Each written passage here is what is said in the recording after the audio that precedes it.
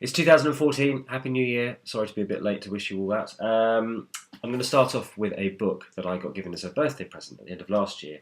It is this one, S, by J.J. Abrams and Doug Dorst.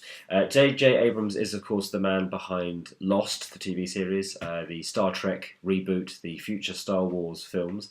A man well known for having a good idea, although some might question whether he sees those ideas through to the end, and we'll see whether that might be the case with this book as well. However, Doug Dorst is the man who's charged with seeing that idea to fruition, and Canongate Books are the publishers in this country, and I'd like to start off by giving huge plaudits to them for producing an extraordinary book. It really is almost worth the price of admission on its own because it's just a beautiful thing. Inside the slipcase, we have this novel, Ship of Theseus by V.M. Straka, who is, of course, not real. It looks like an old library book. It's got a little library sticker on the spine there.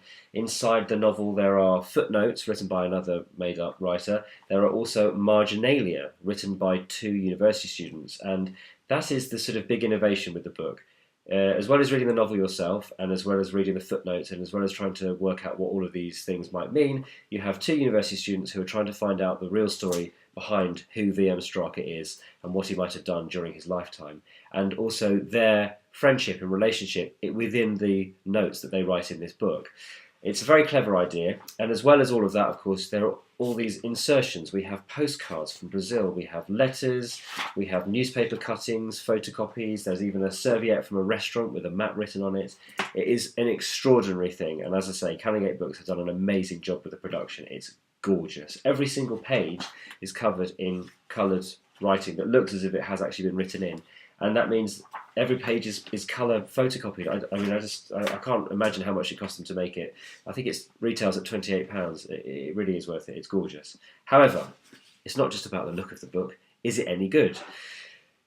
With all this sort of meta-fictional clever stuff, I was really intrigued to see how that might work. In fact, it's actually far more standard as you read it. All of the marginalia written by these two students has a natural chronology to it as you go through, which seems not quite right to me. If you were using a book to communicate with somebody, you think it would kind of dot forwards and backwards far more in the book. And they do that a little bit, but of course that would make it a very hard read. And so Doug Dorst has kept things pretty chronological as you go through, with just the odd moments of flicking back and forth.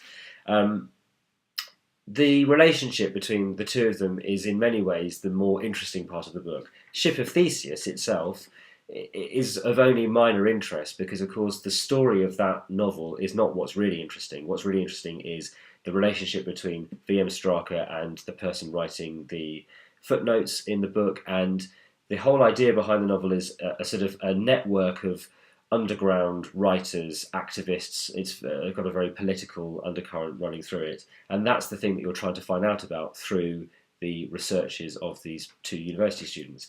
So it means that as you're reading through, there are various elements that you're finding interesting, but you have to get through a lot of other stuff to get to the interesting stuff. And towards the end, you're wondering, is all of this going to actually pay off? It's the same feeling I had when I was watching Lost, and I gave up after a couple of seasons, and I'm glad I didn't stick with it for 6 or 7, however many it was, because it sounds like the whole explanation for the whole thing was a bit hokey.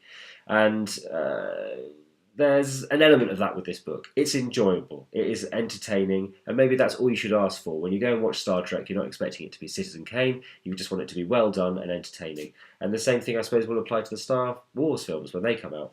I think the same thing applies to this book. It is a beautiful thing. Everybody who saw me reading it was completely jealous and actually went off and ordered loads of copies for various loved ones over Christmas. And on that level, it completely delivers. And it was good fun to read. It is actually quite long because of all the various things you have to read. So there's lots in there. And I'm not going to damn J.J. Abrams or Doug Dorst for trying to produce Citizen Kane and producing Star Trek when they didn't set out to do anything other than to produce Star Trek. Does that make sense? Anyway, S. Next week, who knows?